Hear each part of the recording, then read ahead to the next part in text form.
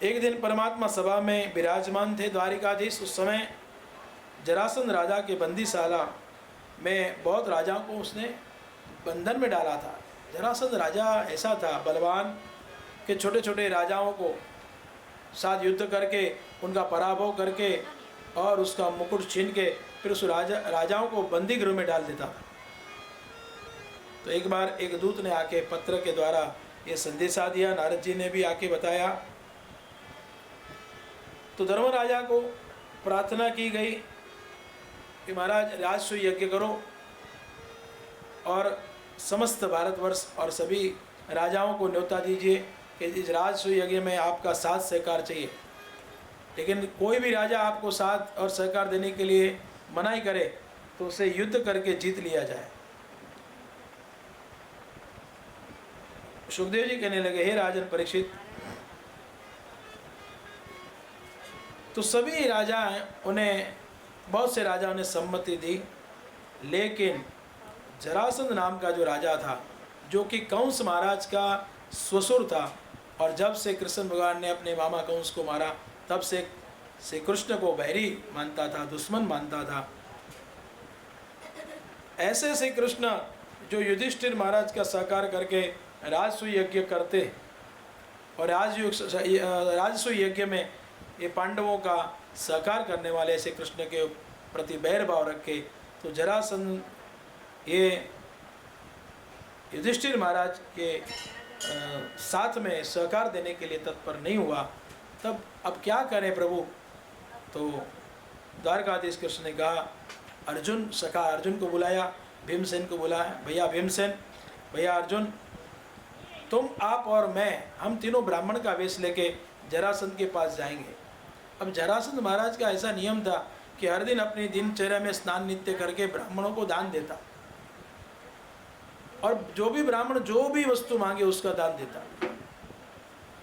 तो ये श्री कृष्ण अर्जुन और भीमसेन ब्राह्मण के भेष लेकर आते हैं जरासंध के पास। और जब जरासंध ने आके मांगा, हे भूदेव, हे महाराज, आपको क्या चाहिए, किस वस्तु की आवश्यकता? तब इन्होंने कहा, श्री कृष्ण ने ब्राह्मण के वेश में, कि हमें युद्ध चाहिए। जरासंध को विस्मय हुआ, आश्चर्य हुआ। ब्राह्मण और युद्ध की बात, ऐसा हो ही नहीं सकता। जहाँ पे युद्ध होता है और लड़ाई की बात आती है वहाँ पे ब्राह्मण तो पहले ही चले जाते हैं छोड़ के स्थान। ब्राह्मण को युद्ध करना पसंद नहीं होता। हाँ, अगर ब्राह्मण अगर करेंगे ना युद्ध तो वाक युद्ध करेंगे। हाँ, यानी वाद विवाद कर सकते हैं मुँह से, क्योंकि भगवान का मुख है ना, तो ज्ञान के द्वारा थोड़ा वाक युद्ध कर सकते हैं। लेकिन ब्राह्मण कभी हाथों से युद्ध करें ऐसा हो ही नहीं सकता है। तो प्रकट हो जाओ, आप कौन हो? तो श्री कृष्ण ने कहा, ये अर्जुन है मेरा सखा, मैं द्वारिकाधीश हूँ और ये भीमसेन।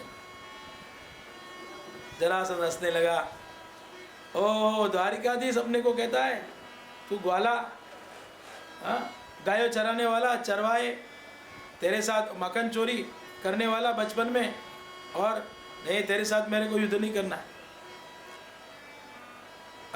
अर्जुन तो धनुर्धारी और बाण चलाने में निपुण है, तो उसके साथ नहीं, वो इतना बलवान नहीं। हाँ, भीमसेन मेरे जैसा है, भीमसेन मेरे जैसा है बलवान, तो बलवान के साथ युद्ध कर सकते।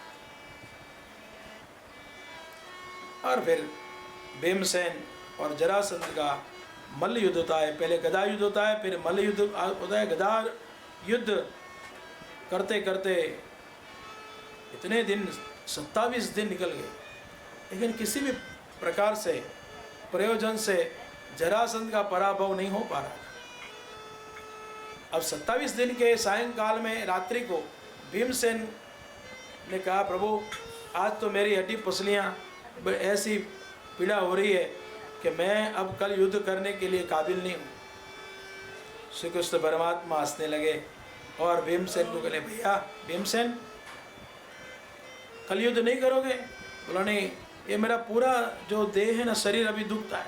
इतने प्रहार किए ना गदाओं के, ये जरासंध बड़ा बलवान है, किसी प्रकार से मरता ही नहीं। अब इसे उसका पराभव मैं कैसे करूं?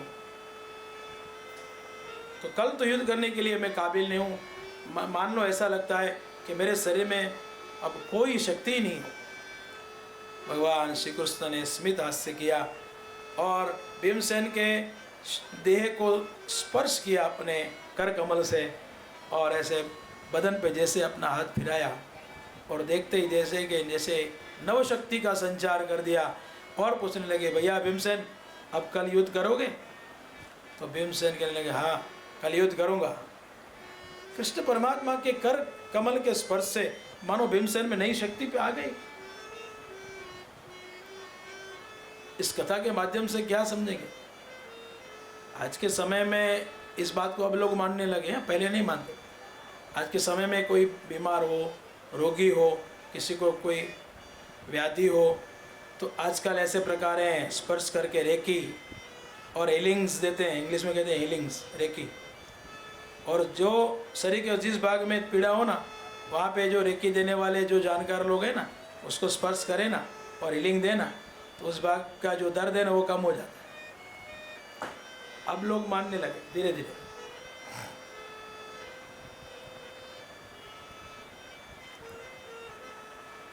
तो सबसे ये हस्त स्पर्श करके हीलिंग का प्रयोग जो किया था, वो सबसे पहले इस संसार में किसने किया? श्री कृष्ण परमात्मा ने। और भीमसेन तैयार हुए, अब 28वें दिन में युद्ध करने के लिए तत्पर हैं। लेकिन प्रभु ने कहा कि भीमसेन, ये जरासंध तुमसे नहीं मरता है। इसका कारण ये है कि तुम्हें मैंने एक काम सौंपा है जरासंध को मारने के लिए, ठीक है? हाँ ठीक है। और तुम प्रयत्न भी कर रहे हो, पुरुषार्थ भी कर रहे हो, हाँ ठीक है। लेकिन कभी भी युद्ध करते इतने दिनों में तुमने मेरी ओर देखा? भीमसेन ने कहा, बात सच है प्रभु, मैंने आपका सौंपा हुआ कार्य तो किया, लेकिन आपका ध्यान नहीं किया, आपके सामने मैंने देखा ही नहीं। बस यही तो तकलीफ है ना। तो भीमसेन को भगवान ने जो समझाया, उसके माध्यम से हमें क्या समझना है कि प्रभु ने हमको जो पात्रता दी है, स्त्री हैं या पुरुष हैं, किसी के बेटे हैं, किसी के बहू हैं, किसी के भाई हैं, किसी के बहन हैं, किसी के ससुर हैं, किसी के सासू हैं, किसी के दामाद हैं, जो भी पात्रता में मिली है, अपना अपना जो उत्तरदायित्व है भूमिका के अनुसार वो निभाएं अच्छे से, लेकिन प्रभु का ध्यान धरना चाहिए। ईश्वर ने सौंपा हुआ काम करो, लेकिन प्रभु का ध्यान करते हो। तो भीमसेन ने माना, प्रभु भूल हो गई, आपके ओर मैंने देखा ही नहीं युद्ध करते हुए। अब कल 28वें दिन युद्ध करते हुए देखना, और जो मैं संकेत करूँ ऐसे करना। फिर 28वें दिन में जरासंध के साथ युद्ध होता है। युद्ध करते करते पटक दिया जरासंध को जमीन पे, और उस समय भीमसेन ने प्रभु की ओर देखा, प्रभु अब क्या करूं? भगवान ने एक पत्ता लिया और उसको बीच में से ऐसे दो भाग करके, एक भाग एक दिशा में, एक भाग दूसरा भाग दूसरी दिशा में, और भीमसेन समझ गए, जरासंध को पटका जमीन पे और उसके पैर पे पैर रख के दूसरा पैर पकड़ के ऐसा खींचा और जरासंध के देह के 2 टुकड़े कर दिए, 2 भाग कर दिए। एक दिशा में एक टुकड़ा और दूसरे दिशा में दूसरा देह का भाग, और जरासंध मराया। जय जयकार हुआ, देवताएं पुष्प की वृष्टि करने लगे। बोलिए भीमसेन महाराज की जय। सब भीमसेन की वाह वाह करने लगे। लेकिन भीमसेन तो समझते ये कृष्ण भगवान तुम्हारी कृपा से हुआ, नहीं तो मैं इतना बलवान हूँ फिर भी मैं कुछ कर नहीं पाता था, ये जरासंध को मारना मुश्किल था। तो परीक्षित महाराज ने हाथ जोड़ा कि हे सुखदेव जी, ऐसा क्या था कि जरासंध मराता नहीं था? तो सुखदेव जी ने कहा कि बचपन में ये जब ये जो जरासंध थे ना, उसके देह के 2 टुकड़े थे ना, ऐसे बचपन में ही वो ऐसे 2 टुकड़े हुए थे। तो एक जरा नाम की राक्षसी ने ये दोनों टुकड़े को जोड़ दिया था अपनी सिद्धि से, तब से उसका नाम जरासंध पड़ा था। इसलिए उसको 2 टुकड़े किए जाए ना तो ही उसकी मृत्यु हो सकती थी। अब ये बात तो परमात्मा ही जाने ना। हाँ, तो परमात्मा श्री कृष्ण ने संकेत किया और भीमसेन ने जरासंध का पराभव किया। फिर तो जो बंदी गृह में राजा थे सभी को बंधन में से मुक्त किया गया और सब राजाओं को मुक्त किए। परमात्मा को नमस्कार करके, प्रभु आपका दर्शन पाके हम सब राजा कृतकृत्य हुए हैं। भीमसेन अर्जुन और श्री कृष्ण ब्राह्मण के भेष में आए थे, लेकिन जरासंध को प्रभु ने मारा तो सही, लेकिन जरासंध का राज्य ले लेने के लिए नहीं, परमात्मा ने उसका राज्य उसके ही बेटे सहदेव को सौंपा। यही परमात्मा की लीला समझे ना कि परमात्मा की हर क्रिया निस्पृह भावना से है। प्रभु निष्काम है, निस्पृह है। इसीलिए तो प्रभु कहते हैं, हम इसे ईश्वर कहते हैं। और हम जो क्रिया करते हैं उसमें हमारा कोई ना कोई स्वार्थ होता ही है। तो परमात्मा ने सहदेव को उसका पिताजी का राज सौंप दिया और सब भगवान सबको लेके इंद्रप्रस्थ पधारे। धर्मराजा को भी आनंद हुआ। अब राजसूय यज्ञ हो सकता है। सभी राजाओं की सम्मति अनुमति मिल गई, साथ मिल गया। जो साथ नहीं दे रहा था वो जरासंध भी मराया। तो राजसूय यज्ञ की अब तैयारी हो रही है। और आरंभ में ये कथा हमने पहले भी कही है, दोबारा दोहराएंगे 10वें स्कंद में, कि राजसूय जब यज्ञ हो रहा था तमाम सभासद, तमाम राजाएं उपस्थित हैं। कौरव, पांडव, दादा भीष्म पितामह, द्रोणाचार्य, कृपाचार्य आदि सभी की हाजिरी में सबसे पहली पूजा किसकी की जाए सब सोच रहे थे। उस समय जरासंध के ही पुत्र सहदेव ने आके कहा, इतना क्या सोचते हो, सबसे पहले पूजन करने लायक जगत में एक ही व्यक्ति है और वो है द्वारकाधीश श्री कृष्ण। तो सभी ने इस प्रस्ताव को अपनी सम्मति प्रदान की और उसी समय सबसे पहली पूजा श्री कृष्ण परमात्मा की होने के बाद नक्की हुई। और जैसे भगवान श्री कृष्ण की पूजा होने लगी पांडवों के माध्यम से, उस समय शिशुपाल को बड़ा बुरा लगा। ये मेरी जो मंगेतर स्त्री थी उसको उठा के हरण करके उसने ब्याह किया रुक्मिणी के साथ। तब से वो कृष्ण को बैरी मानता था। तो कृष्ण को गालियाँ देने लगा। 1, 2, 4, 6, 10, 15, 20, 25 ऐसे करते करते 99 गालियाँ दी। जब 99 गालियाँ पूरी हुई ना, भगवान गिनते थे 1, 2 ऐसा। जब 99 गाली पूरी हुई ना, तब कृष्ण ने सावधान किया, शिशुपाल सावधान, तुम्हारी माँ को एक बार मैंने वचन दिया था। शिशुपाल की माँ ने कहा था, प्रभु आप कभी उसको मारोगे नहीं। बोला नहीं मारूंगा, लेकिन उसके 100 अपराध में माफ करूँगा। अब तू 99 बार मेरे मुझे गाली दे चुका है, अब 100वीं बार तूने गाली दी, तो अब तेरी माँ का दिया हुआ वचन पूरा होता है। फिर भी शिशुपाल रुका नहीं और परमात्मा ने सुदर्शन चक्र धारण करके शिशुपाल का वध किया। जय जयकार होने लगे, सब पुष्प की वृष्टियाँ करने लगे, कृष्ण कन्हैया। लेकिन देखते ही देखते सभी ने देखा शिशुपाल का तेज परमात्मा में मिल गया।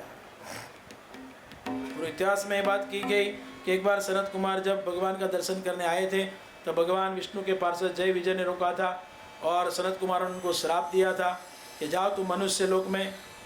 तब सनत कुमार ने जब श्राप दिया तब जय विजय ने कहा कि हमारी मुक्ति कब होगी, फिर भगवान के पार्षद कब बन सकेंगे। तो सनत कुमारों ने कहा था कि भगवान से स्नेह करोगे मनुष्य योनि में जाके तो 7 जन्म में मुक्ति होगी, और भगवान से बैर करोगे तो 3 जन्म में मुक्ति होगी। तो ये दोनों जय विजय ने सोचा कि भगवान से बैर करें ना, जल्दी छुटकारा हो। तो पहला जन्म में वो दोनों हुए जय विजय, वो हिरण्याक्ष और हिरण्यकशिपु। तो हिरण्याक्ष को मारने के लिए प्रभु ने बड़ा अवतार लिया, ये कथा हमने भागवत में सुनी ही है। और हिरण्यकशिपु के लिए परमात्मा ने नरसिंह अवतार लिया। दूसरे जन्म में दोनों ये जय विजय रावण और कुंभकर्ण बने, तो परमात्मा ने रामचंद्र अवतार लिया और दोनों का संहार किया। और तीसरे जन्म में ये दोनों शिशुपाल और दंतवक्त्र हुए। तो जिसको मारने के लिए प्रभु ने श्री कृष्ण अवतार लिया, इसमें से एक का उद्धार भगवान ने किया, जय का। तो वो चला परमात्मा के धाम को। फिर राजसूय यज्ञ की अब तैयारियां होने लगी, नाना प्रकार के ये राजसूय यज्ञ की तैयारियां। तो ये इतना बड़ा यज्ञ कैसे किया जाएगा, तो सब इकट्ठे बैठ के पांडव ने सभा बुलाई और प्रभु को पूछा गया, प्रभु इतना बड़ा यज्ञ ऐसे नहीं हो सकता है। तो भगवान ने कहा सबको कार्य बटोर दो, अलग अलग भिन्न भिन्न कार्य सबको सौंपा गया। कि बड़े बड़े ऋषि मुनि आए तो ये युधिष्ठिर महाराज उनका स्वागत करें और उनके चरण धोएं।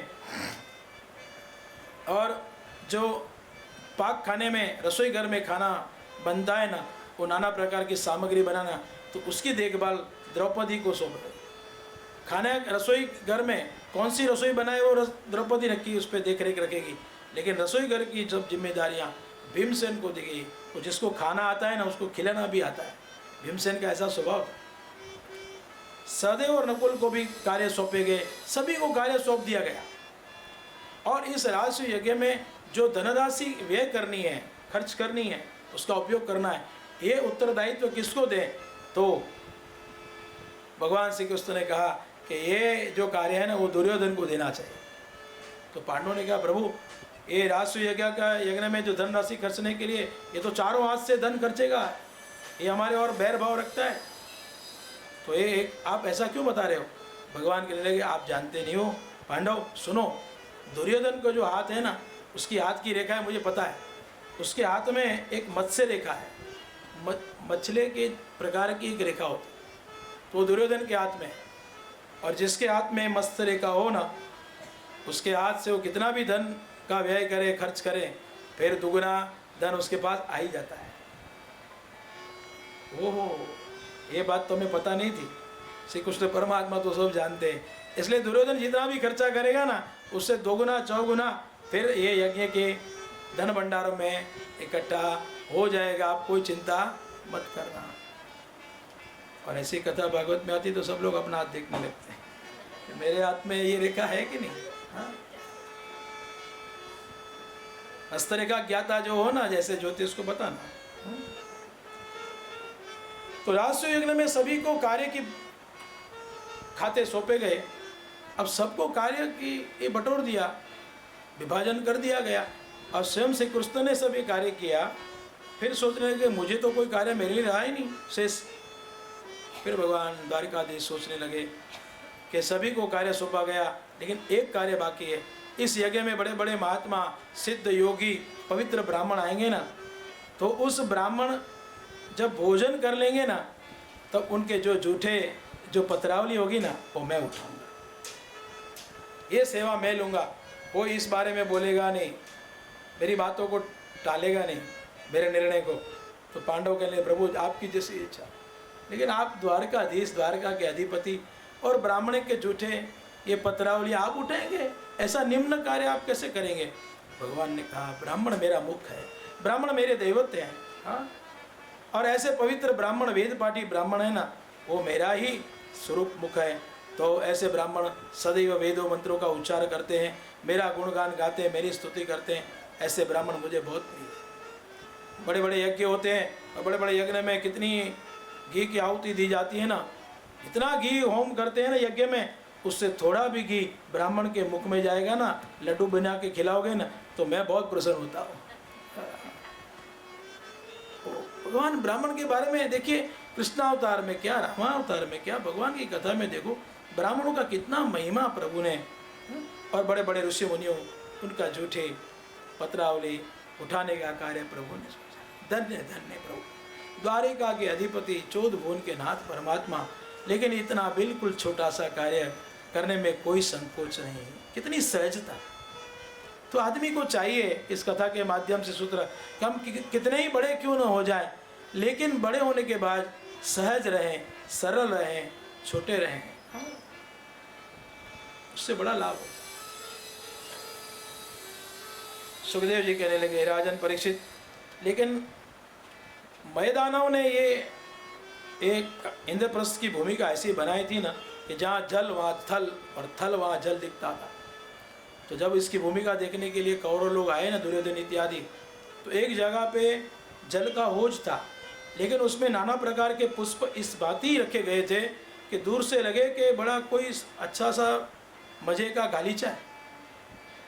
और जैसे पैर रखने जाता है दुर्योधन और उस जल में पड़ जाता है, होज में। और जैसे जल के ओज में पड़ा दुर्योधन और झरोखे में बैठे बैठे द्रौपदी जी हंसने लगी। आखिर में अंध के अंधी होते, और ऐसी हंसी परिहास किया ना, दुर्योधन को बहुत बुरा लगा। और यहीं से महाभारत के बीज बोए। कथा हमें एक सूत्र देती है कि चाहे कुछ भी हो जाए, लेकिन कभी भी किसी का परिहास न करें और ऐसे कोई शब्द अपनी वाणी से उच्चार न करें जिससे इतना बड़ा महाभारत का युद्ध हुआ कि नहीं, कितने लोग मरे होंगे सोचो। तब से दुर्योधन ने मन में ठान ली कि ये द्रौपदी के सहित ये पांडवों का जो है प्रभाव में निष्प्रभाव करूँगा, इन सबको मैं मारूंगा, और द्रौपदी को तो मैं एक समय बताऊंगा मैं क्या हूँ। और कथा तो हम जानते ही हैं महाभारत की। बड़ी सभा में चौपाट आ रहे पांडव, और तब द्रौपदी को निर्वस्त्र करने का आदेश दिया गया। लेकिन उनके चीरहरण जब होने लगे दुशासन के माध्यम से, तब परमात्मा ने ही चीरपुर के और उनकी लाज बचाई थी। ये तो श्री कृष्ण परमात्मा को भाई मानती थी द्रौपदी। धन्य धन्य श्री कृष्ण। जगत में स्त्री की लज्जा मर्यादा का पालन परिपालन करना चाहिए, रक्षण करना चाहिए। इस कथा से मुझे कहना निवेदन। हाँ, और आज के समय में छोटी छोटी बेटियां और बड़ी बड़ी स्त्रियां, परिणीता हो कुमारी हो, और उसकी लाज लूटी जाती है। क्या अच्छा है ये भारतवर्ष में? क्या भारतवर्ष पे हम क्या गर्व करते हैं, अस्मिता हमारी बताते हैं? ये दिन आ गए, स्त्री का सम्मान कीजिएगा। कथा के माध्यम से मैं सिर्फ इतना कहता हूँ, हमसे जो छोटी हैं, छोटी छोटी 2-3 साल की 4 साल की बेटियां, हाँ, और मार्कंडेय पुराण में तो व्यास जी ने लिखा है 2 साल से 12 साल की बेटी जो है ना, 10 साल 12 साल की बेटियां, ये तो देवी का स्वरूप है। नवरात्रि में 2 साल की, 3 साल की, 4 साल की और हर एक साल की बेटियों का पूजन किया जाता है। तो उनकी पूजा करना और छोटी छोटी कुमारियों को अच्छा अच्छा भोजन कराना, उनको प्रिय लगे ऐसा, और फिर अच्छी सी भेंट भी दे देना। देखो, इस जगत में किसी को राजी करना आसान नहीं है, लेकिन छोटी छोटी कुमारियों को थोड़ा थोड़ा बहुत, कोई उसके स्कूल में काम आए ऐसा कोई कंपास दे दे, पेंसिल दे, रबर दे, और उनको श्रृंगार के लिए छोटे से बक्कल दे, ऐसे कुछ ऐसी चीज़ें जो छोटे बच्चों को प्यारी हो, वो देखें तो बेटियां कितनी पसंद होती हैं और आशीर्वाद भी देती हैं, और यही शक्ति रूपा है। तो नवरात्रि में, चाहे छोटी नवरात्रि हो, बड़ी नवरात्रि हो, चैत हो, आसो की, कुमारिकाओं को घर पे बुलाइएगा, उनकी पूजा कीजिएगा। लेकिन हमारे देश में, भारतवर्ष में बहु बेटियों की लज्जा लूटी जाए तो उसका अवश्य प्रतिकार करना क्षत्रियों को चाहिए कि अपने बल से ऐसे दुष्टों को दंड देना चाहिए।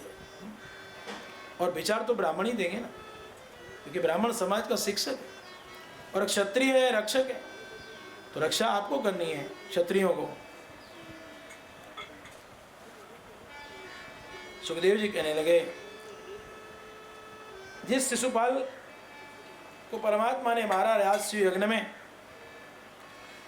उसी का एक सखा था साल्व नाम का, जिसने प्रतिज्ञा की कि यादव के बगैर की पृथ्वी में करूंगा। तप करने लगा, एक मिट्टी धूल खा के 1 वर्ष तक तप किया। महादेव जी प्रसन्न हुए। मांग मांग, क्या वरदान मांगू? तो सालों ने मांगा, देव, असुर, मनुष्य, सर्प, गंधर्व, राक्षस, कोई भी भेद न सके ऐसा मुझे विमान दीजिए। भगवान ने कहा तथास्तु। तो जिस समय में द्वारकाधीश श्री कृष्ण हस्तिनापुर गए थे, उस समय में सालों आके द्वारका वासियों को त्रास देने लगा और युद्ध करने लगा। भगवान की गैर हाजिरी में भगवान के बेटे प्रद्युम्न महाराज ने साल्व के साथ युद्ध किया, लेकिन साल्व का ये विमान का भेदन नहीं कर सकता था और छिप छिप के वो बाणों का प्रहार करने लगा प्रद्युम्न महाराज को। उस समय प्रद्युम्न महाराज घायल होते हैं और दारुक सारथी उनको लेके युद्ध भूमि से दूर लेके जाते हैं। फिर घायल की मरहम पट्टी की जाती है और ऐसा किया, फिर स्वस्थ हुए प्रद्युम्न महाराज। अरे युद्ध भूमि से दारुक सारथी तुम मुझे क्यों ले आए, ऐसा क्यों किया? सारथी ने कहा कि मैंने सारथी धर्म का पालन किया है। सारथी का धर्म है कि जो रथ में बैठा है रथी, अगर वो घायल हो तो उनकी मरहम पट्टी करके उनको फिर से युद्ध करने के लिए तैयार करना चाहिए। मैंने अपने सारथी धर्म को निभाया है, अब आप अपना धर्म निभाइए। और फिर प्रद्युम्न महाराज साल्व के साथ युद्ध करने आते हैं। बस इसी समय परमात्मा हस्तिनापुर से लौटे थे। परमात्मा को पता चला कि युद्ध करता है प्रद्युम्न के साथ, और परमात्मा ने अपने दिव्य पराक्रम से सुदर्शन चक्र के माध्यम से उसके विमान का भी भेदन किया और साल्व का मस्तक छेदन करके और भूमि पे गत प्राण और जय जयकार होने लगे। फिर पुष्प की वृष्टियाँ होने लगी। बोलिए कृष्ण कन्हैया लाल की जय। ऐसे परमात्मा श्री कृष्ण ने दंतवक्त्र का और विदुरथ का भी, ऐसे दुष्ट राजाओं का, पापियों का संहार किया, उसकी कथा करी। एक बार बलदेव जी तीर्थ यात्रा के, जब महाभारत का युद्ध हुआ था ना, तब बलराम जी तीर्थ यात्रा के लिए निकले थे। और ये कथा बड़ी बहुत समझने लायक। भागवत में ऐसा कुछ लिखा नहीं है, लेकिन मैं आपको समझा रहा हूँ। एक बात समझ लीजिए, महाभारत में कथा है।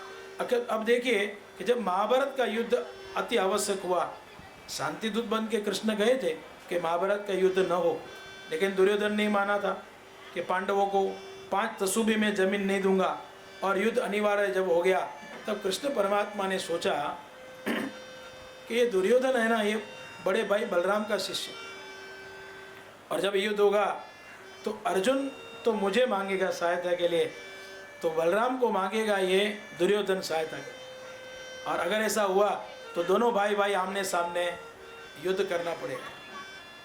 तो परमात्मा ने, श्री कृष्ण ने एक लीला की है, आइए उसका वर्णन करते हैं।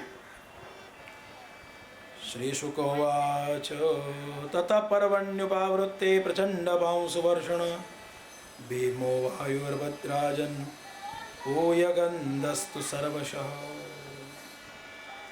सुखदेव जी कहने लगे, हे राजन परीक्षित, जब तीर्थ यात्रा के लिए बलराम जी निकले थे, तब हर एक तीर्थ में घूमते घूमते बलराम जी सहसा नैमिषारण्य में आए। नैमिषारण्य में बलराम जी ने एक दृश्य देखा, अनेक ऋषि मुनि श्रोता के रूप में कथा सुनने बैठे हैं और व्यासपीठ पे सूत पौराणिक कथा करते हैं। अब ये सूत जाति का था, तो ब्राह्मण और क्षत्रिय इन दोनों के अंश से जन्मा हुआ। जिसकी माता ब्राह्मण हो लेकिन पिता क्षत्रिय हो तो उसे सूत जाति का कहते हैं, यानी पूर्ण ब्राह्मण नहीं है। यद्यपि पूर्ण ये ब्राह्मण नहीं कहा जा सकता, इसलिए कहते हैं सूत पुराणी, लेकिन ये पुराणों की कथा कहने वाला विद्वान था, इसलिए व्यासपीठ पर बैठ कर कथा कर रहा था और सौनक आदि ऋषिगण उसकी कथा सुनते थे। बलराम जी का आगमन हुआ। यद्यपि बलराम जी शेष के अवतार थे, लेकिन बलराम जी का सूत पुराणी ने सम्मान नहीं किया।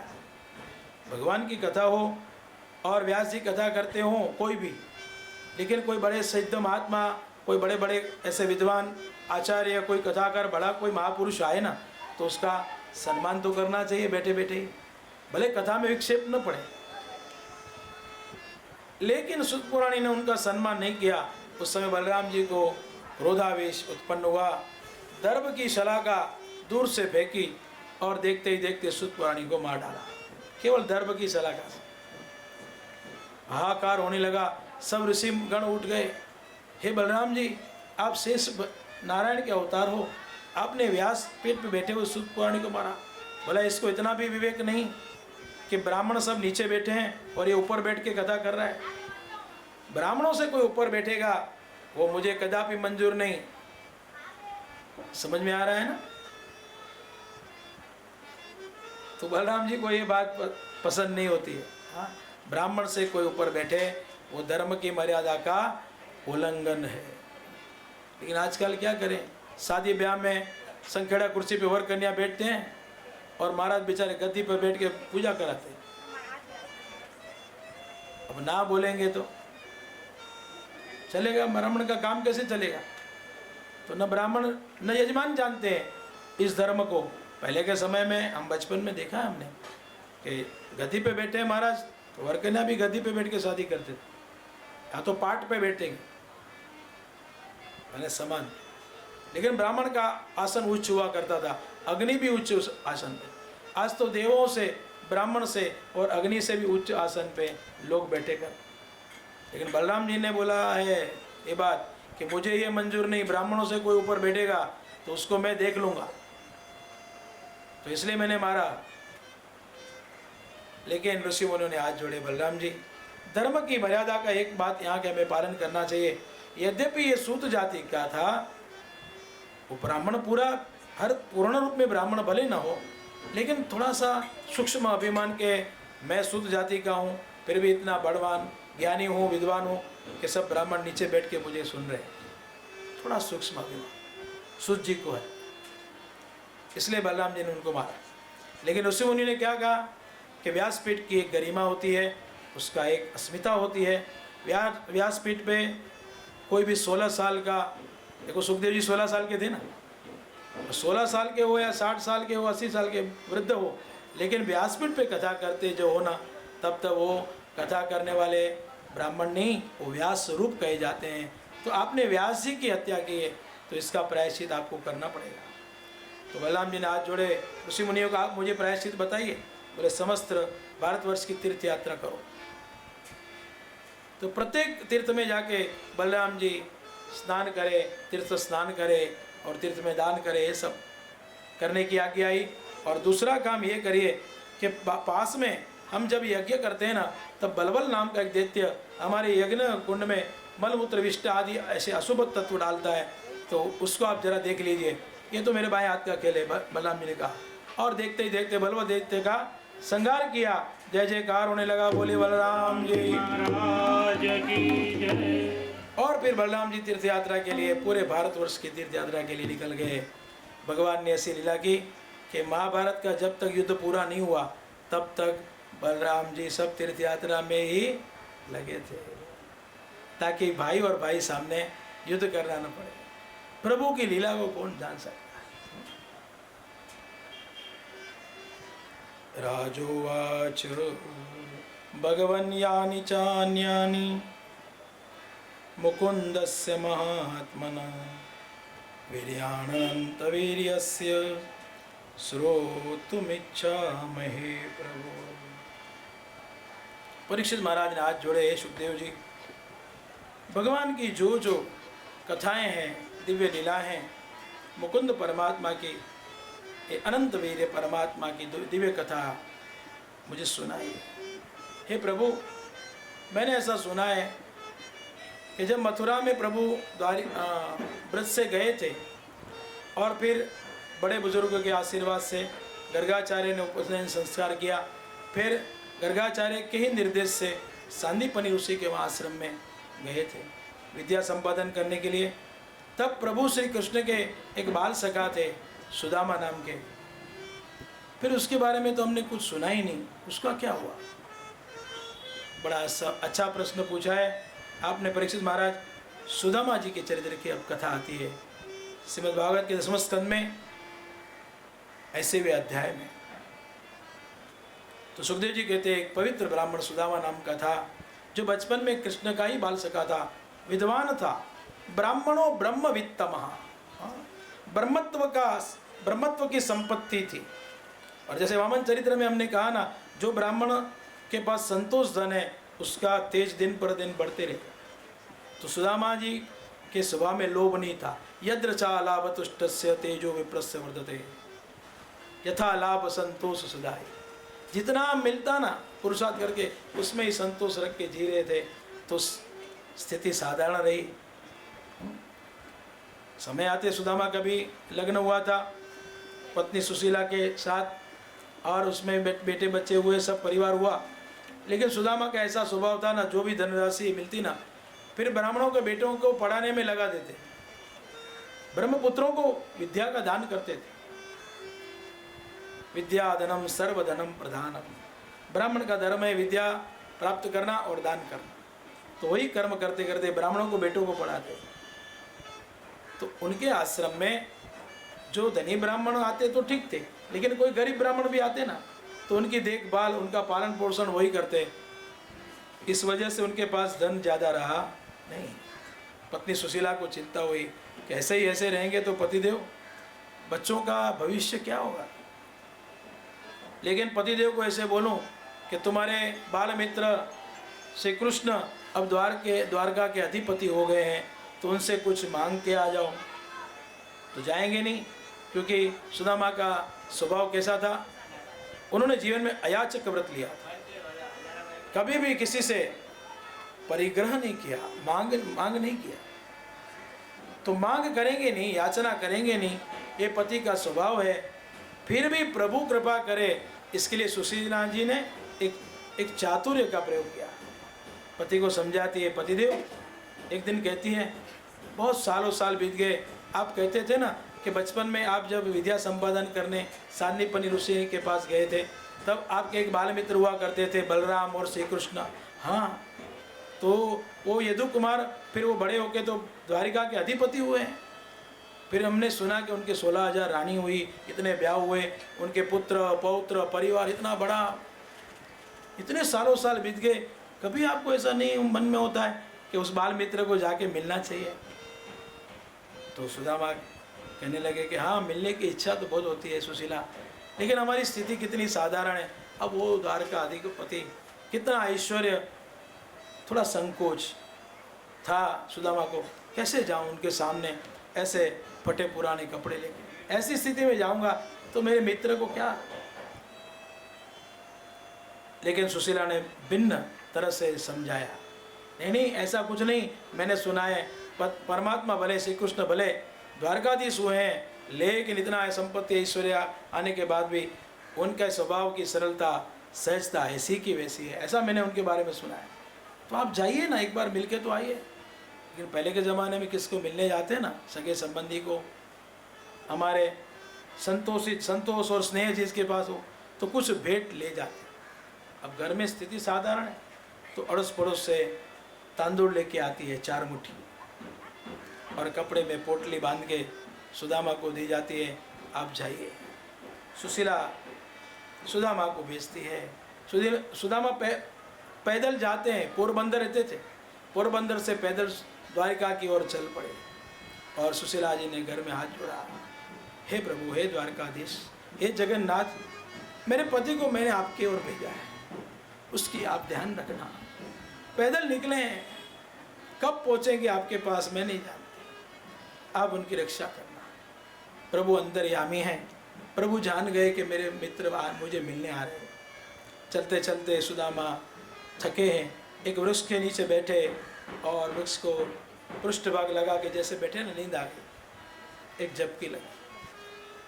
बराबर उस समय श्री कृष्ण परमात्मा ने गरुड़ को आह्वान किया, गरुड़ जाओ और सुदामा को अपने कंधे पे बिठा के ऐसे उड़के हुए द्वारिका के राजमहल के बाहर ऐसे ही वृक्ष के नीचे जाके बिठा देना, लेकिन उनकी निद्रा में खलेल न पड़े। और बराबर गरुड़ जी ने ऐसे ही किया, और एक वृक्ष के नीचे सुदामा जी को बिठाया गया। आँख खुलती हैं सुदामा जी की, और मार्ग में कोई पदयात्री वहाँ से गुजरा, अरे भाई इधर आओ, ये द्वारिका अब कितनी दूर है, चलते चलते पोरबंदर से निकला हूँ।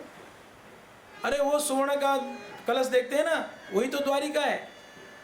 सुवर्ण का कलश सुदामा जी को दिखाया गया, और सुवर्ण कलश के साथ में ध्वज देखा। परमात्मा, ओहो, ये द्वारिका नगरी आ गई, इतनी देर में द्वारिका कैसे आ गई, मैं तो पैदल निकला हूँ।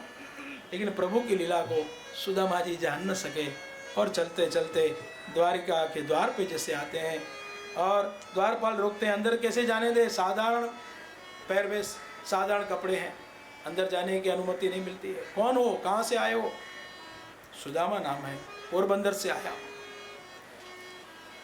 तो हमारे महाराज द्वारकाधीश की आज्ञा है, हमारे द्वार से कोई भी ब्राह्मण, कोई भी याचक अभ्यागत ऐसे ही वापस नहीं जा। आपको जो चाहिए बोलो, सुवर्ण दान चाहिए, सोना मोहर चाहिए, हीरे मोती माणिक चाहिए, क्या चाहिए, वस्त्र चाहिए, आभूषण चाहिए, कुछ नहीं चाहिए। मैं केवल मेरे बाल मित्र को मिलने आया हूँ। कौन बाल मित्र? बोले श्री कृष्ण। श्री कृष्ण द्वारका के अधिपति आपके मित्र? द्वारपाल को आश्चर्य हुआ, तो अंदर जाने से रोक रहे हैं। तब सुदामा ने हाथ जोड़े, भाइयों आप मुझे भले रोको, क्योंकि आप भी सेवक हो और राजा की आज्ञा का पालन तो आपको करना ही चाहिए, लेकिन सिर्फ अंदर जाके मेरे मित्र को इतना समाचार दो कि तुम्हारा बाल सखा तुम्हें मिलने के लिए तुम्हारे दर्शन के लालसा से आया है, इतना तो कहोगे ना? अच्छा ठीक है, यहीं पर रुको, हम पूछ के आते हैं। तो द्वारपाल वहाँ से सुदामा को वहीं पर रुका के कृष्ण परमात्मा के पास आके समाचार कहते हैं। आगे क्या होता है, आइए भजन के माध्यम से सुनें।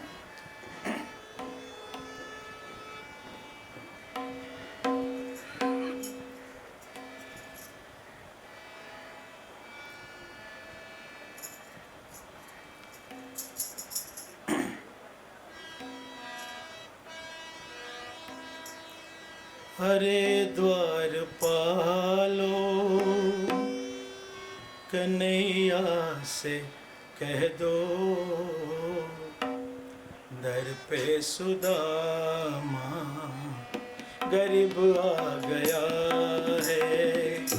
हरे द्वारपालो कन्हैया से कह दो, दर पे सुदामा गरीब आ गया है।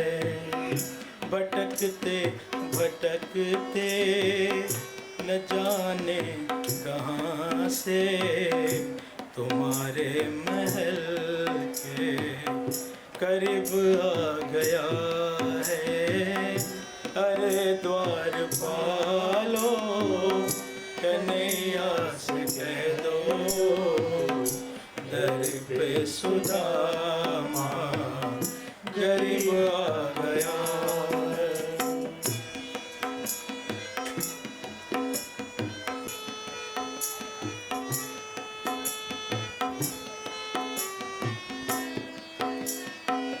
न सर पे है पगड़ी न तन पे है जामा, एक बार जाके बताओ कन्हैया को नामा।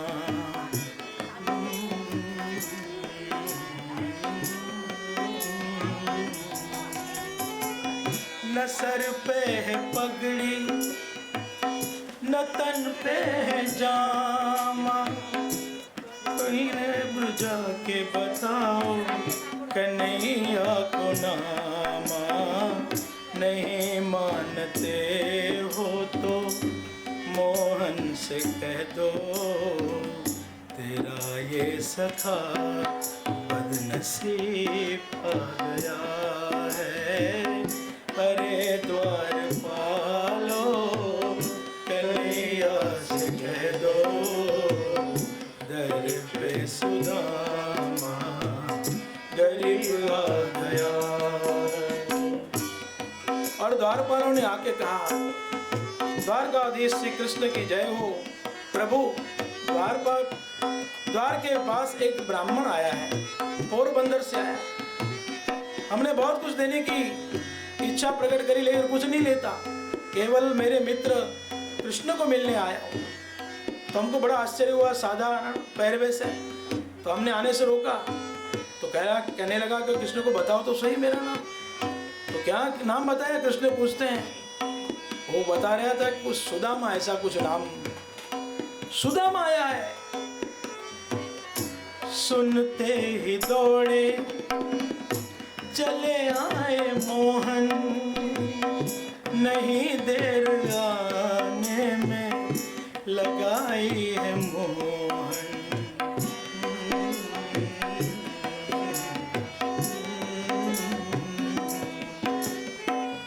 सुनते ही दौड़े चले आए मोहन, नहीं देर आने में लगाई है मोहन। लिपट कर सुदामा को गले से लगाया, कहा मेरा सच्चा सखा गया है। अरे द्वार पालो कन्हैया से कह दो, दर पे सुदामा गरीब आ गया है। प्रभु दौड़े हैं, द्वारका की गलियों से दौड़े ना।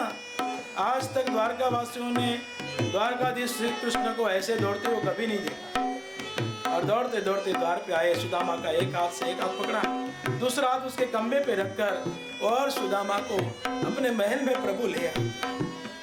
और जैसे राजमहल में प्रवेश हुआ सुदामा जी का, और सुदामा जी बैठते हैं नीचे।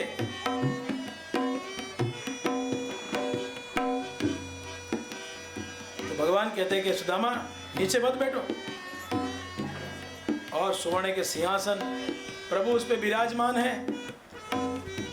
तो प्रभु कहते हैं बरोबर मैं अपने सुदामा को बिठाया, चरण आंसुओं से प्रभु ने दुलाया।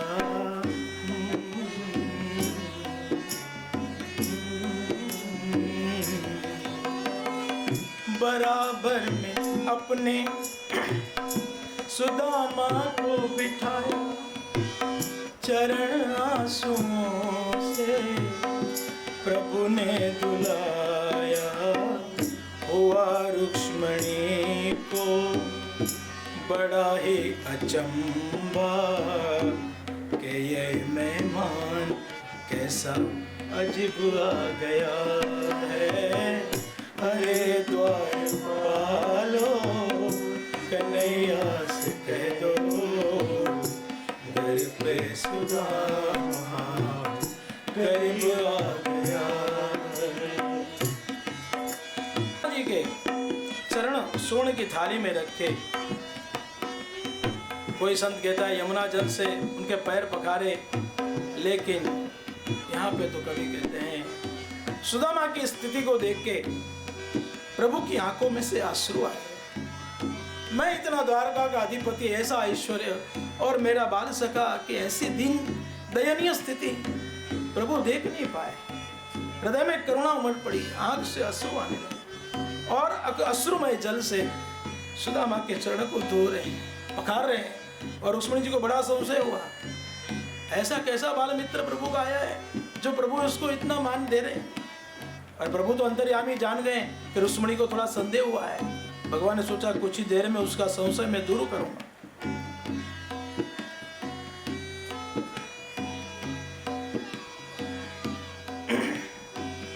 तो सुदामा आए थे संकोच लेके, इतना द्वारिका का अधिपति, और मैं तांदुल लाया हूं 4 मुट्ठी, और ये 56 भोग खाने वाला द्वारकाधीश, उसको ये पोहे में कैसे दूं?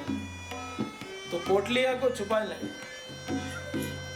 लगे फिर सुदामा पुटलिया छुपाने, मगर छीन चावल लगे कृष्ण खाने।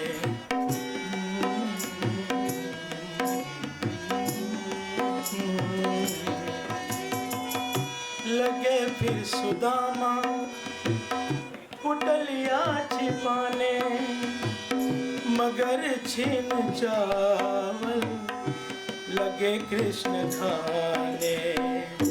यह सौगात मेरी बाबी ने दी है, इसलिए सखा ये गरीब आ गया है। अरे द्वारपालो कन्हैया से कह दो घर पे सुदामा गरीब आ गया। एक मुट्ठी तांदुल प्रभु ने खाए और बदले में द्वारिका के समान ऐश्वर्य सुदामा को प्रदान कर दिया। पोरबंदर में झोपड़ी थी साधारण, उसकी जगह पे द्वारिका सा महल विश्वकर्मा के माध्यम से बनाया दिया। अष्ट सिद्धि 9 निधि, कुबेर जी को बोला सब भर दो, मेरे मित्र का घर जितना मेरे पास हो उतना ही मेरे सखा के पास होना चाहिए। मेरा सखा ऐसा गरीब नहीं होना चाहिए। लेकिन प्रभु की लीला को कौन जान सके? लेकिन रुक्मिणी जी थी ना, लक्ष्मी का अवतार, वो जान गई। अरे एक ही मुट्ठी पर तांदुल खाए और इतना ऐश्वर्य अपने मित्र को प्रदान कर सकता है जो मेरे प्रभु बोले दयालु है। तो जब दूसरी मुट्ठी खाने लगे ना, तो रुक्मिणी जी ने हाथ पकड़ लिया, क्योंकि प्रभु ऐसा बोले पैर पकड़ते पकड़ते। सुदामा सच कहूं, मैं एक साधारण ग्वाला था, वृक्ष की गलियों में घूमता था और चरवा बन के गैया को चराता था खाली पैरों से। और ऐसा मैं, और कहा मेरा भाग्य देखो, आज मैं द्वारिका का अधिपति हुआ हूँ। 16,000 रानियों के साथ मेरा ब्याह हुए, मेरे पुत्र पौत्र प्रपौत्र, इतना बड़ा बड़ा परिवार फला फुलाए ना। ये सब कैसे हुआ मालूम है? सुदामा, तेरे जैसे पवित्र ब्राह्मणों के आशीर्वाद से हुआ है। जब ऐसा कृष्ण भगवान ब्राह्मण का महिमा कहने लगे ना, तो रुक्मिणी जी का संदेह दूर हुआ और सोचने लगी एक मुट्ठी में इतना दे दिया, अब दूसरी मुट्ठी खाएंगे तो क्या हो जाएगा, शायद मुझे ही भेज दें साक्षात लक्ष्मी को। तो प्रभु ने दूसरी मुट्ठी जैसे ली ना, तो प्रभु का हाथ पकड़ लिया रुक्मिणी जी ने। प्रभु, आप कहते हो कि द्वारिका सा ऐश्वर्य, ये समृद्धि संपत्ति वैभव, ये सब ब्राह्मणों के आशीर्वाद से मिला है ना, तो प्रभु ये ब्राह्मण का प्रसाद कहा जाएगा। और ये ब्राह्मण के प्रसाद का एक एक तो टुकड़ा तो हमें सबको मिलना चाहिए। परिवार कितना बड़ा है, अब सब आप ही खा लोगे क्या? और भगवान हंसने लगे। आप समझिए, हाँ रुक्मिणी का आप संदेह दूर हो गया। सुदामा की ये कथा बड़ी सुंदर है। फिर बचपन की बातें, बैठे ना जब एकांत में, तब याद कन्हैया याद करते। सुदामा याद है बचपन में सांदीपनि ऋषि के आश्रम में उज्जैन नगरी में हम विद्याभ्यास करते थे, और मालूम है ना कितना आनंद आता था, हम खेल कूद करते थे। हाँ सुदामा के बहुत आनंद आता। वो बचपन तो बचपन ही है, बचपन जाए ना फिर जवानी आए, क्या ठीक है। लेकिन एक दिन मालूम है गुरु माता ने हमें लकड़ियां और समिधा लाने के भेजा था। हाँ सुदामा को याद आया, प्रभु ये बात मत छेड़ो। तो फिर हम जंगल में गए थे, तुम बलदेव और मैं, और समिधा लेते लेते अचानक बारिश गिरी थी। प्रभु रुक जाओ, आगे की बात मैं ही स्वयं बोलता हूँ। और उस पर मैं बारिश आई, हम सब एक एक पेड़ पे चढ़ गए, और मैं भूखा था, अकेले अकेले मैं चने खा गया था। उसकी सजा आज तक भोगता हूँ। आगे की बात स्वयं सुदामा जी ने कबूल कर दी।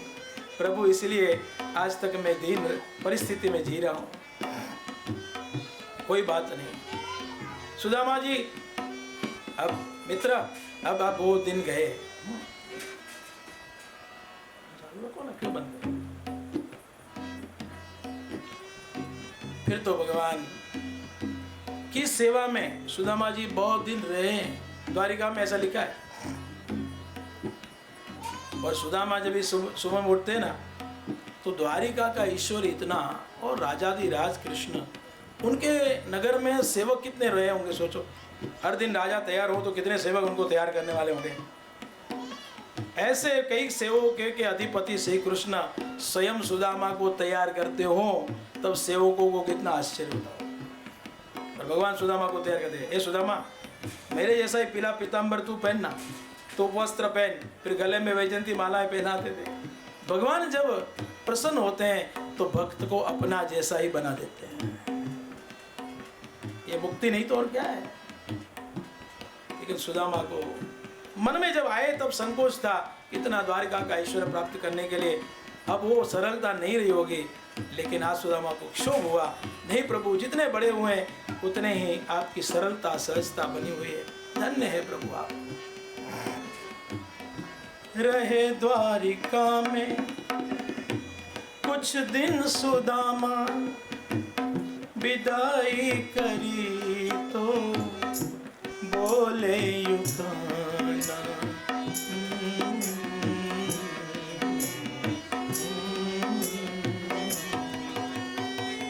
रहे द्वारिका में कुछ दिन सुदामा, विदाई करी तो बोले युगाना। न घबराओ प्यारे सखा तुम सुदामा, खुशी का समा फिर करीब आ गया है। अरे द्वार पालो कन्हैया से कह दो, दर पे सुदामा गरीब आ गया।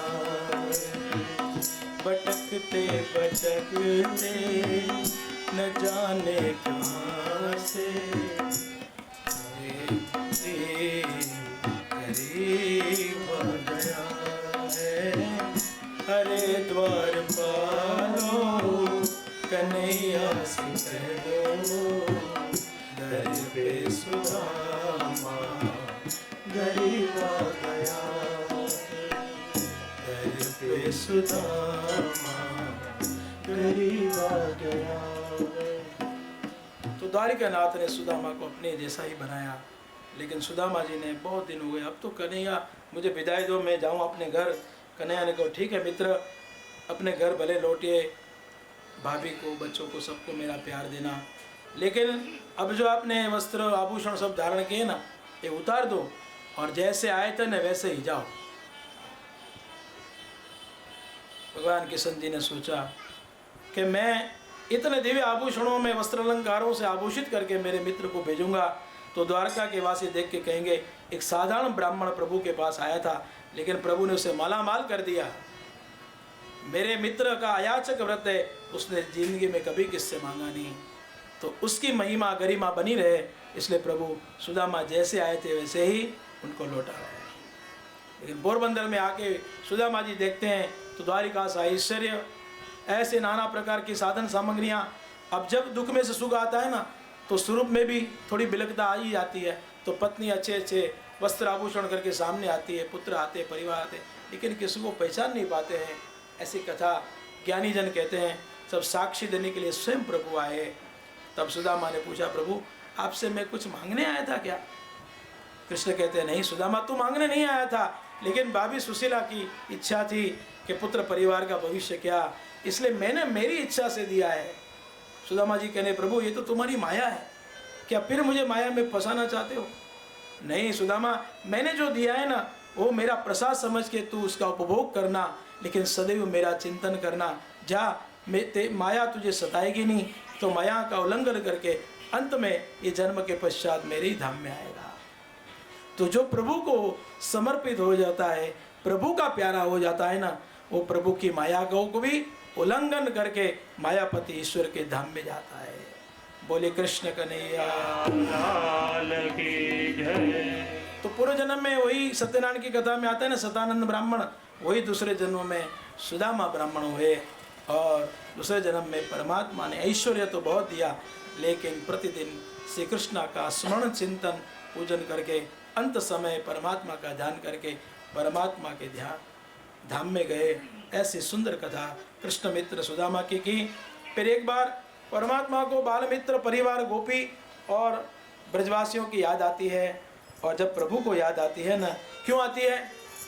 कि प्रेम का ऐसा नियम है, जो हमारा कोई प्रिय पात्र, प्रिय व्यक्ति बहुत तीव्रता से अपने प्रेमी जन को, स्नेही जन को याद करता है ना, तो कितने भी योजन वो दूर हो, कितने भी माइल दूर हो ना, उसको भी वो अपने स्नेही मित्र की प्यार की याद आती है। और कभी कभी याद आती है ना, तब उसकी भी आ जाती है। अपने गुजराती में कहते हैं, हेड़ की याद है। तो भगवान को भी याद आ रही है बाल मित्र की, गोपियों की। तो भगवान ने एक सूर्य ग्रहण का प्रसंग बनाया। पृथ्वी पे सूर्य ग्रहण का समय आया तो सभी कुरुक्षेत्र में आए, हस्तिनापुर से पांडव इत्यादि आए, द्वारिका से द्वारका के जन आए, और ब्रज से ब्रजवासी, गोपियाँ, बाल मित्र सब आए। परमात्मा सबको मिले हैं। जब परमात्मा सबको मिलते हैं ना, प्रभु मिलते हैं, तब आनंद ही आनंद होता है। यहाँ पे गोपियाँ और यहाँ पे भगवान की सब पत्नियाँ, और जब परस्पर मिलते हैं ना, तब संवाद होता है। देखो, ये स्त्रियों में प्रेम था, क्योंकि दोनों प्रभु की प्यारी हैं। वाद नहीं, संवाद किया है। और संवाद क्या किया है कि भगवान के साथ जिनका ब्याह हुआ ना, ये सब 16,008 रानी पूछती हैं गोपियों को कि हमारे पतिदेव जब बाल थे स्वरूप में, तब 11 वर्ष तक ब्रज में रहे ना, तो उन्होंने कैसी कैसी लीलाएं करी थी, उसका वर्णन करके हमें बताइए। तो गोपियाँ परमात्मा की सब दिव्य लीला का वर्णन करती है कि 6 दिन के थे तो पुतना को ऐसे मारा, 1 महीने के थे तो सक्टासुर को ऐसे मारा, काली नाग का दमन ऐसे किया, अगासुर को ऐसे मारा, बकासुर को ऐसे मारा, यामासुर को ऐसा मारा। ऐसे सब लीलाओं का वर्णन गोपियाँ करती हैं। वो सुन के भगवान की पत्नियाँ बड़ी प्रसन्न होती है। वो माखन कैसे चोरी करते थे वो सब बताया, और पत्नियों को बड़ा आनंद आया। हमारे प्रभु इतने नटखट थे। हाँ, बोले कंकर मार के हमारी मटकियाँ फोड़ा करते थे, माखन चुरा लिया करते थे।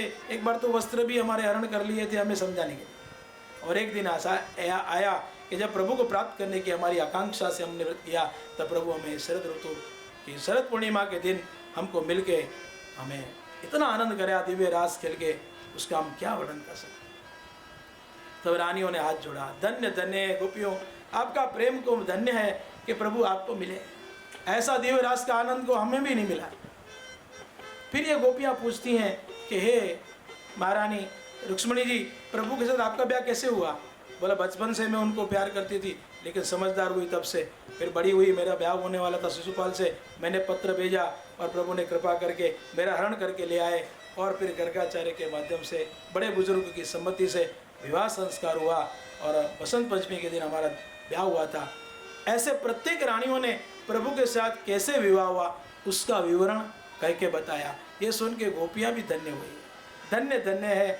हम तो प्रभु से भले दूर हुई, लेकिन आप प्रतिदिन प्रभु का सामीप्य और सानिध्य प्राप्त करती हैं।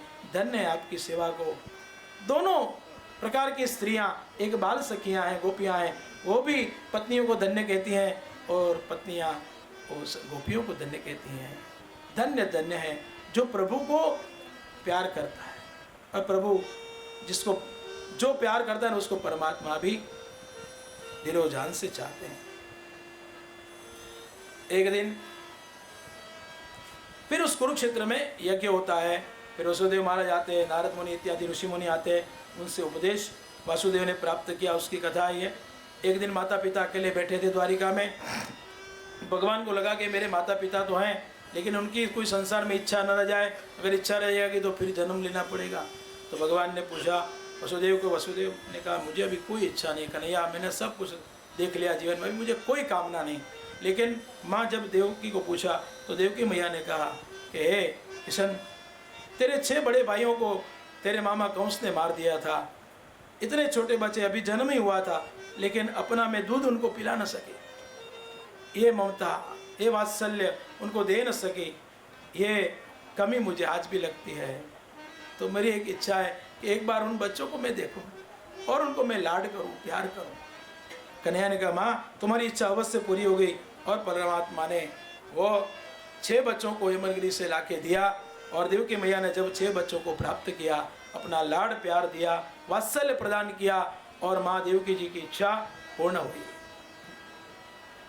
तो बेटों को चाहिए जब वृद्धावस्था आए तब अपने माता पिता को पूछें कि आपकी कोई इच्छा है, कोई यात्रा करनी है, कहीं पे दान करना है, कोई धर्म कार्य करना है, कोई सत्कार करना है, किससे मिलना है, कुछ खाना है। बेटों को जरूरी है पूछना चाहिए।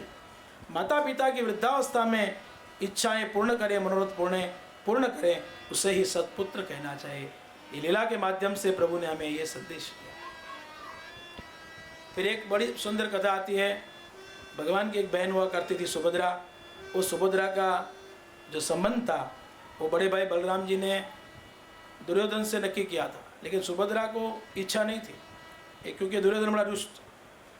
तो एक दिन एकांत में कन्हैया ने पूछा सुभद्रे, ये बड़े भाई ने तेरा संबंध तो नक्की किया है अपने शिष्य दुर्योधन के साथ, लेकिन तेरी इच्छा क्या है? तो सुभद्रा ने कहा कि मेरी इच्छा तो आपके मित्र अर्जुन से शादी करनी, लेकिन वो तो पहले से शादीशुदा है। नहीं, मेरी शादी होगी तो मैं उनसे ही करूँगी, आपके सखा के साथ। तो अर्जुन की शादी बहन सुभद्रा के साथ हो सके, इसलिए परमात्मा ने अर्जुन को बोला कि एक नाटक करवाया, उसको सन्यासी का रूप धारण करवाया, और अपने अनुयायी को लेकर ऐसा प्रभाव बढ़ाना अर्जुन कि सब तेरे पास आएंगे पूछने के लिए, और जिसका दुख दर्द मिटाने उसके एक पुड़िया देना विभूति की, और जाओ तुम्हारा मनोरथ सिद्ध हो जाएगा, तेरा प्रभाव बढ़ेगा तो बलराम जी तुझे भोजन के लिए घर पे बुलाएंगे। तो कहना कि कोई तुम्हारे घर पे कुमारी कन्या है, वो रसोई बनाए तो ही मैं खाना खाता हूँ, और सुभद्रा रसोई बनाएंगी और तुम्हें परोसेगी। तब तुम द्वार बंद करना एकांत में, और पीछे का दरवाजा मैं खुला रखूँगा, सुभद्रा का हरण करके तुम ले जाना, रथ तैयार होगा तुम्हारे लिए। अर्जुन बोले प्रभु ये ऐसा नाटक, मैं ऑलरेडी आई मैरिड सर, ऐसा पहले से मैं शादीशुदा हूँ, और आप मुझे फिर नहीं, मेरी बहन की इच्छा है तुझे ब्याह करने की। तो फिर अर्जुन को सब नाटक करना पड़ा। और बलराम जी तो बड़े भोले थे, इतना प्रभाव कि गांव में ऐसा प्रचार प्रसार हुआ ना, बड़े महात्मा आए हिमालय से तप करके, इतनी सिद्धियाँ हैं। तो बलराम जी ने खाना खाने को बुलाया। कृष्ण कहता मैं ऐसे लोगों पे विश्वास नहीं करता हूँ, फिर आप जानो, कुछ हो तो मेरे को नहीं बोलना। तो भगवान को तो सब करना ही था ना। और फिर सुभद्रा जी ने खाना बनाया, पिछले दरवाजे से अर्जुन रथ में बिठा के, भगवान रथ तैयार किया था, और सुभद्रा को ले जाते हैं। और फिर बलराम जी को पता चलता है, अर्जुन को युद्ध में मारने को तत्पर होते हैं। बराबर उसी समय से कृष्ण परमात्मा आके बलराम जी का हाथ मोटे बड़े भैया मारना नहीं, अपनी बहन की इच्छा थी इससे शादी करने की, और ये कोई महात्मा सन्यासी नहीं, ये मेरा सखा अर्जुन है। ओहो अर्जुन, और ऐसा रूप लेके बोला ये सब नाटक, बोला ये सब किशन, हाँ ये कन्हैया तेरी, ये तेरा सब कारण। अब इतना बड़ा भी 100 साल के ऊपर हो गया, अब तो नटकपना छोड़ देना। अब तेरे पुत्र पौत्र प्रपौत्र हो गए, 100 से अधिक आयु हो गई थी, लेकिन अभी भी तेरा नटखटपना गया नहीं। तो कन्हैया ने कहा बड़े भैया मैं सीधे साधे आपको निवेदन करता कि बहन की शादी अर्जुन के साथ करो, तो क्या करवाते आप? इसलिए थोड़ा नाटक करना पड़ा। हम भी किसी की बेटी का हरण करके ले आए ना, तो हमारी बहन का भी कोई हरण करके ले जाए, उसकी इच्छा, तो हमें क्या आपत्ति है? धन्य हो। ऐसा तो कृष्ण ही कर सकता है। बोले कृष्ण कन्हैया। दसवें स्कंद के 87 अध्याय में वेदों ने भगवान की स्तुति की है, उसकी कथा है। अंत में बहुत से ऋषि मुनि सब एकत्र होते हैं, सबसे श्रेष्ठ देव कौन है, तो उसकी परीक्षा कैसे की जाए। तो भृगु ऋषि के को नियुक्त किया जाता है। ब्रह्मलोक में आते हैं, ब्रह्मा को नमन नहीं करते, ब्रह्मा को क्रोध आता है। वहाँ से आते कैलाश में महादेव जी को भी नमस्कार नहीं करते हैं, तो महादेव जी भी क्रोध करते हैं। अंत में विष्णु के पास आते, भृगु ऋषि ने वक्षस्थल पे अपने चरण का प्रहार किया है, लेकिन विष्णु कहते हैं कि ब्राह्मण के चरण कोमल और मेरा वक्षस्थल कठोर है, वज्र समान। हे भूदेव, हे महाराज, आपके चरण कमल को कष्ट तो नहीं हुआ? इतनी सरलता विष्णु परमात्मा की देख के भृगु ऋषि ने निश्चय किया, सबसे देवों में श्रेष्ठ विष्णु परमात्मा है, जो जल्दी से किसी पे क्रोध भी नहीं करते और जल्दी से किसी पे प्रसन्न भी नहीं होते, किसी को श्राप भी नहीं देते। श्रीमद् भागवत के 10वें स्कंद के अंतिम अध्याय में वर्णन सुखदेव जी करते हैं। हे राजन परीक्षित, भगवान जब रात को सोते हैं ना, अंतिम प्रहर होता है ना, तो अंतिम प्रहर के अंत भाग में अब भगवान जगे नहीं है, लेकिन ये पशु पक्षी है ना, कौवे चिड़िया, ये सब शब्द करते हैं। कबूतर गूगू करते हैं और चिड़िया चींची करती है। तब ये भगवान की पत्नियां कहती है, हमारे प्रभु सोए हैं, क्यों उठा रहे हो, क्यों शब्द कर रहे हो, क्यों आवाज़ कर रहे हो, उनको जरा शांति से सोने दो। तो भगवान के प्रति उनका कैसा प्रेम भाव था वो वहाँ पे स्पष्ट होता है। 10वें स्कंद की पूर्ति करते हैं श्रीमद्भागवते महापुराणे वैयासिक्याम अष्टादश सहस्राम पारमहंस्याम संहितायाम 10वें स्कंदे 29वां अध्याय। बोलिए कृष्ण कन्हैया। 10वां स्कंद निरोध लीला का पुष्प श्री हरि के चरण में अर्पण करके आइए 11वें स्कंद में प्रवेश करते हैं। श्री बादरायणी उवाच कृत्वा दैत्यवधं कृष्ण सरामो यदुर्वृत भुवोऽवतारत् यद भारम जविष्टम जनयन कलिम।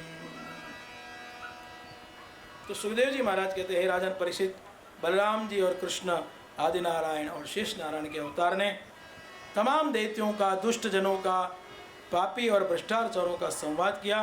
कौरव पांडव के निमित्त से महाभारत का युद्ध हुआ और वहाँ पे भी पाप रूपी भूमि का भार कम हो गया।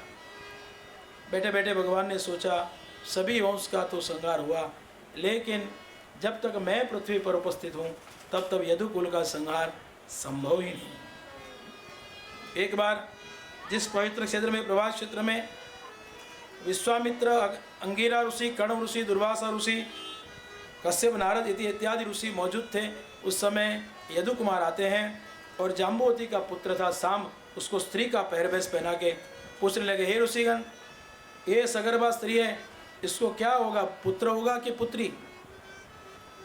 तो ऋषि मुनियों ने कहा कि हमारी मस्करी करते हो, हमारी सिद्धियां, हमारा तप कैसा है उसकी परीक्षा कर रहे हो।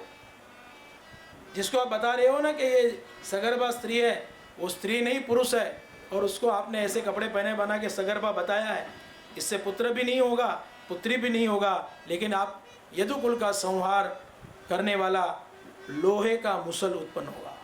और यदु कुमार को, सब यादवों को घबराहट होने लगी, भयभीत होने लगे।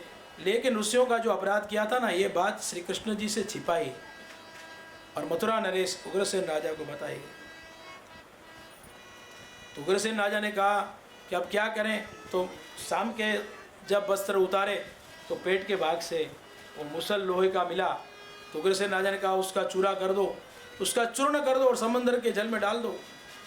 द्वारका के पीछे समंदर बड़ा है, तो उसमें वो चूर्ण डाला गया। लेकिन कोई भी वस्तु पदार्थ का, घन पदार्थ का हम चूर्ण करेंगे ना, तो थोड़ा सा भाग तो रह ही जाता है। अब जो चूर्ण किया था वो समंदर की तरंगों, लहरों के साथ वो तट पे वो सब चूर्ण आ गया। उससे एक ऐसी वनस्पति समंदर के तट पे उत्पन्न हुई, ऐसा वृक्ष हुआ जिसके पत्ते तलवार की धार जैसे उत्पन्न हुए। और एक छोटा सा टुकड़ा रह गया था, एक मछली ने खा लिया। एक माछीमार ने जाल दी तो उसमें वो मछला आया, उसका पेट फाड़ के देखा तो उसमें से टुकड़ा मिला। तो टुकड़े से वो पारधी को दिया गया, पारधी ने उसके बाण के आगे लगाया, और इस तरह से यदुकुल के संहार की पूर्व भूमिका तैयार हो गई। सुखदेव जी कहने, राजा परीक्षित, एक बार वसुदेव जी द्वारकाधीश की नगरी में रहते थे, माता पिता। उस समय एक बार नारद जी ने आके धर्म उपदेश कहा था, उसकी कथा है।